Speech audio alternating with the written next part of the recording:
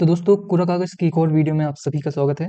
आज की इस वीडियो में हम बहुत ही इम्पोर्टेंट टॉपिक पर बात करने वाले हैं कि अगर आपने यूपीएससी, ईपीएफओ का एग्ज़ाम दिया है और उसमें आपका स्कोर बहुत ठीक-ठाक है, तो 1 हफ्ते के अंदर आपका रिज़ल्ट आने वाला है। उससे 1-2 दिन कम बढ़ हो सकता है, लेकिन इस हफ्ते में रिज़ल्ट कभी भी आ सकता है। और इस रिज़ल्ट के आने के बाद सबसे बड़ा क्वेश्चन होता है कैंडिडेट के मन में कि क्या डेफ फॉर्म जो होता है, डिटेल्ड एप्लीकेशन फॉर्म है, वो भरना पड़ेगा या नहीं? क्योंकि जब आपने एप्लीकेशन फॉर्म फिल किया होगा जो रिक्रूटमेंट टेस्ट है उसके लिए, तो उसी टाइम पे आपसे एक डेफ फॉर्म फिल कराया गया था यूपीएससी के द्वारा। तो क्या फिर से भरना पड़ेगा या नहीं? सबसे बड़ा क्वेश्चन और काफ़ी सारे लोगों के मन में ये क्वेश्चन होता है। मैंने जो पिछला वीडियो बनाया था उसमें भी 1-2 ऐसे कमेंट आए थे कि इस बार डेफ फॉर्म फिल नहीं करना पड़ेगा। तो हम बात करेंगे कि भरना पड़ेगा या नहीं, दोनों ही बात करेंगे, ठीक है? और अगर भरना पड़ेगा तो कैसे फिल करेंगे और इस डेफ की इम्पोर्टेंस क्या है? यहाँ से हमको क्या-क्या चीज़ें भरनी पड़ेंगी डेफ एप्लीकेशन फॉर्म में और हर डेफ में जो भी इन्फॉर्मेशन आप फिल करेंगे, उससे इंटरव्यूअर आपसे क्या क्वेश्चन पूछ सकता है आपके एग्ज़ाम हॉल में या फिर इंटरव्यू जो रूम है, वहाँ पर आपसे क्या क्वेश्चन किए जा सकते हैं। तो इन सारे क्वेश्चंस पर हम बात करेंगे। इसके लिए चलते हैं हम सबसे पहले कि क्या डेफ फॉर्म फिल करना भी पड़ेगा या नहीं? तो मैं आपको बता दूँ यूपीएससी में जो सीएसई हुआ था 2025 का, उसमें आप देख सकते हैं आप जो प्रीलिम्स एग्ज़ाम हुआ था, उसके पहले जब फॉर्म फिलिंग हुई थी, इस फॉर्म फिलिंग में ही डेफ फॉर्म फिल कराया गया था। जैसे कि आपके साथ हुआ है यूपीएससी का जो ईपीएफओ का आपने एप्लीकेशन फॉर्म फिल किया, उस टाइम पर आपने डेफ फॉर्म भी फिल किया होगा। जब हम एप्लीकेशन करने लगते हैं, तो एप्लीकेशन के बाद में एक आखिरी में एक डेफ फॉर्म आता है, जिसे हम डिटेल्ड एप्लीकेशन फॉर्म कहते हैं, जिसमें हम आप सारी चीज़ें अपने बारे में बताते हैं।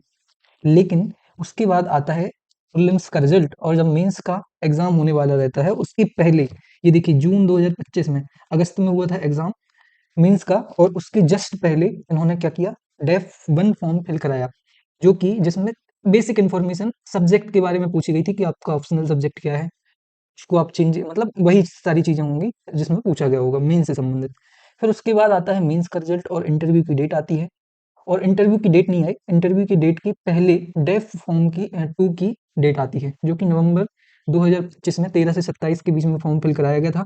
उसके बाद होता है इंटरव्यू, जो अभी चल रहे हैं, ठीक है? तो इस इंटरव्यू स्टेज से पहले हमेशा एक डेफ 2 जो कि पर्सनैलिटी टेस्ट के लिए होता है, वो फिल कराया जाता है यूपीएससी सीएसई में। तो जब यहाँ पर हम मतलब एग्जाम्पल देख रहे हैं कि प्रीलिम्स के पहले भी डेप्थ था, मेंस के पहले भी डेप्थ था और फिर जब इंटरव्यू हुआ उसके पहले भी डेप्थ था, तो क्यों नहीं यूपीएससी ईपीएफओ में आपके रिजल्ट के बाद इंटरव्यू के पहले एक डेप्थ फॉर्म फिल कराया जाएगा। लेकिन एग्ज़ाम यहाँ पर सिर्फ ये अंतर है कि आपका एग्ज़ाम का रिजल्ट आएगा इसी वीक में, उसके बाद आपको 1 महीने या फिर 20 दिन का टाइम मिलेगा ड्राफ्ट फॉर्म फिल करने का। उसके बाद आपको काफ़ी सारा टाइम मिलेगा इंटरव्यू के लिए। यहाँ पर 3 से 4 महीने से ज़्यादा ही लगते हैं। मैंने पिछली वीडियो में बताया था कि 8 महीने तक भी लेट हो सकता है आपका इंटरव्यू। तो एक बात याद रखनी है आपको कि जो आपका डेफ है, बहुत ही अच्छे तरीके से फिल होना चाहिए। तो इस वीडियो में हम मेन चीज़ वही बात करेंगे कि देखिए अब मतलब मैंने यहाँ पर बता दिया आपको कि डेफ फॉर्म फिल हो सकता है। क्योंकि यूपीएससी सीएसई में हुआ है, तो आपके एग्ज़ाम में भी ऐसा देखने को आपको मिलेगा। तो मेन बात अब ये आती है हमारे पास कि डिटेल्ड एप्लीकेशन फॉर्म है, इसमें क्या-क्या चीज़ें आपको बहुत ही इम्पोर्टेंटली, बहुत ही ध्यान से फिल करनी है। इसमें क्या-क्या चीज़ें भरी जाती हैं, तो सबसे पहले मैं बता दूँ, इसमें आपको पर्सनल डिटेल फिल करनी पड़ती है, जिसमें कि आपका नाम, के माता-पिता का नाम और आपकी डेट ऑफ बर्थ, ये सारी चीज़ें आती हैं जो पर्सनल इन्फॉर्मेशन है। फिर होती है आपकी मदर टंग कि आप कौन-सी भाषा बोलते हैं। प्लेस ऑफ बर्थ क्या है? इसमें ख़ास तौर पे मैं इन 3 चीज़ों पे बात करूँगा। लेकिन अभी हमको ये पता होना चाहिए कि प्लेस ऑफ बर्थ आपका जो होम स्टेट है, यहाँ से भी क्वेश्चन बनते हैं इंटरव्यू में, ठीक है? तो प्लेस ऑफ बर्थ में किस टाइप के क्वेश्चन आ सकते हैं? जैसे अगर अगर आप मध्य प्रदेश से हैं, तो मध्य प्रदेश के बारे में कुछ बेसिक इन्फॉर्मेशन यहाँ की ज्योग्राफी पता होनी चाहिए। किन-किन स्टेट से इसकी बॉर्डर टच करती है? लैंग्वेज का क्या कैसा क्राइटेरिया है यहाँ पर? कौन-कौन सी भाषाएँ बोली जाती हैं?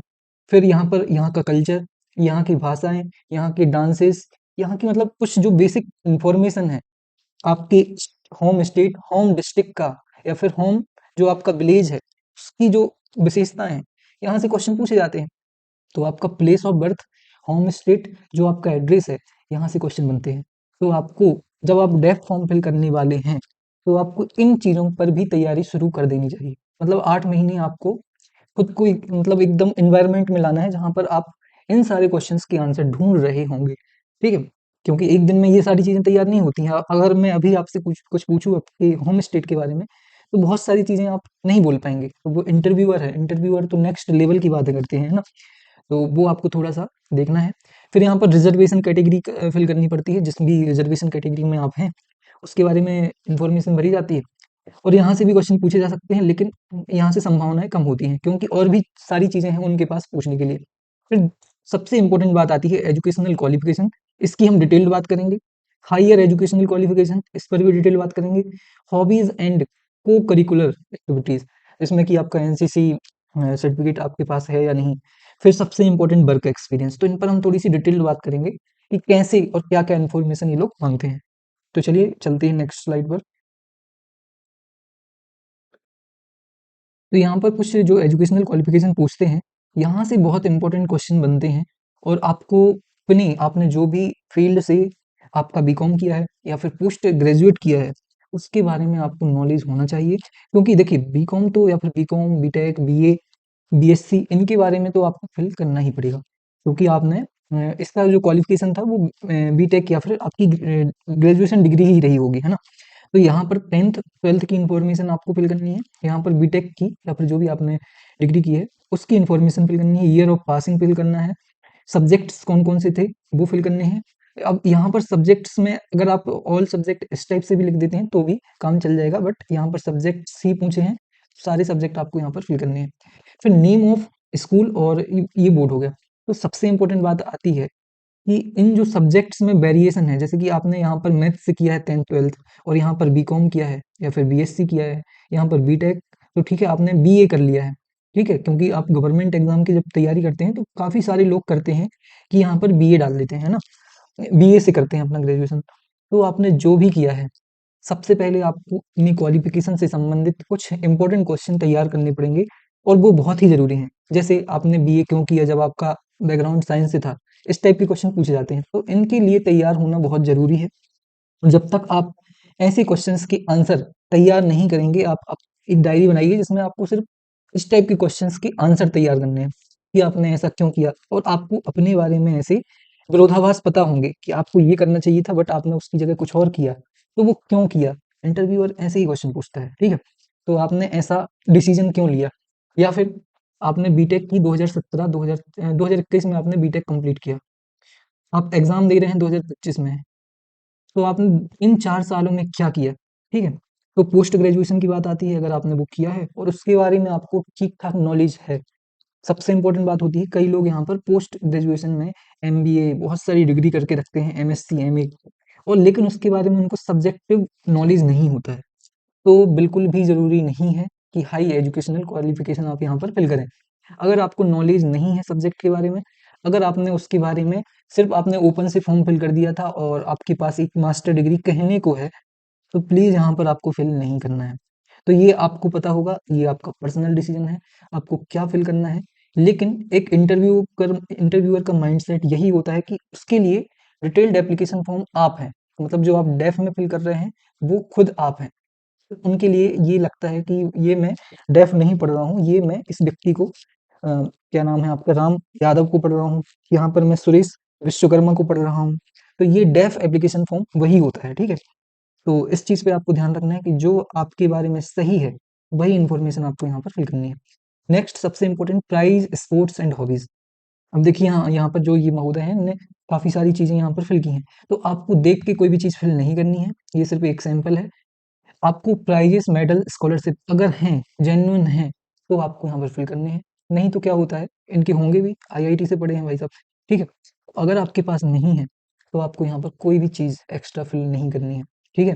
तो अगर आप फिल नहीं करेंगे फिल करनी है, तो वो चीज़ फिल करिए जिसके बारे में आप आंसर दे सकें, ठीक है? तो इनको आपको अभी बैठ के तैयार करना पड़ेगा, जब तक आपका रिज़ल्ट नहीं आया है, तब तक बैठिए और तैयारी करिए कि क्या-क्या चीज़ें आपको डेफ में फिल करनी है।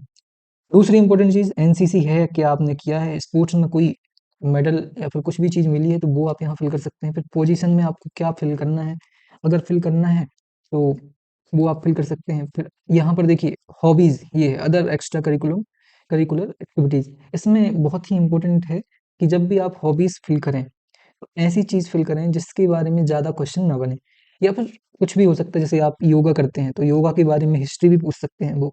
योगा के बारे में अगर फॉर एग्ज़ाम्पल आपने सिंगिंग पूछ लिया, तो सिंगिंग में जो चीज़ें हैं जो भी रहती होंगी कि कितनी सुर होते हैं, कितने ताल होते हैं, तो एक इंटरव्यूअर नॉर्मल सीधे तरीके से नहीं सोचता है, वो उस चीज़ में डीप तरीके से सोचता है ना। तो कुछ ऐसी हॉबीज़ सेलेक्ट करिए, अभी इस पर काम करिए कि क्या हॉबीज़ आपको अपनी बनानी है। या फिर सबकी हॉबी नहीं होती है हमको याद, हमारी हॉबीज़ हमको समटाइम्स याद नहीं होती है। तो ऐसी चीज़ आपको सेलेक्ट करनी है जिसके बारे में आपको बहुत सारा नॉलेज हो, और अगर नहीं है तो एक काफ़ी सारा नॉलेज आप इकट्ठा करके रखिए, ताकि एट लीस्ट जब एग्ज़ामिनर या फिर इंटरव्यूअर आपसे क्वेश्चन पूछे, तो आपको हकलाना ना पड़े, आपको बिल्कुल भी क्या बोलते हैं, स्ट्रेस ना लेना पड़े, और आपका आंसर जो भी हो, गलत हो, सही हो, बट आप स्ट्रेट आंसर दें, उसकी तैयारी करनी है आपको डेफ फिल करने के लिए, ठीक है?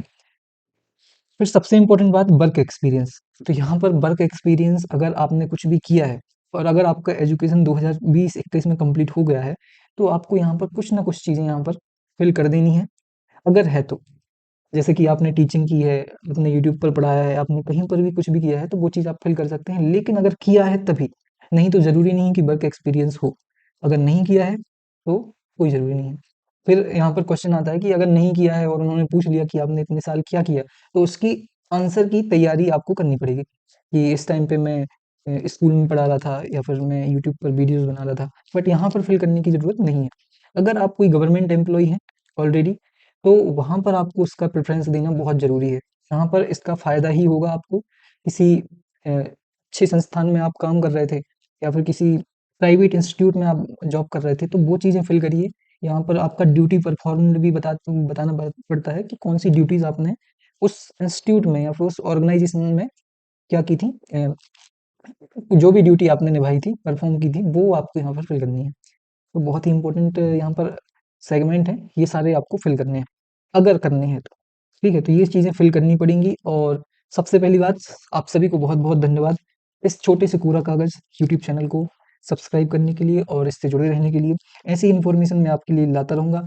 तो अगर आपको ये वीडियो पसंद आए तो लाइक, शेयर, सब्सक्राइब करना ना भूलें, और कमेंट ज़रूर करिए अगर कोई भी डाउट आपके मन में है, या फिर कोई भी ऐसा मेरे लिए सजेशन है जिस पर मुझे वीडियोज़ बनाना चाहिए, या फिर जिस भी चीज़ पर मुझे काम करना चाहिए, मुझ में कोई कमी है, तो वो भी आप मुझे शेयर कर सकते हैं। और ऐसे ही जुड़े रहिए मेरे साथ, मिलते हैं अगली वीडियो में, पढ़ते रहिए, ध्यान रखना, धन्यवाद।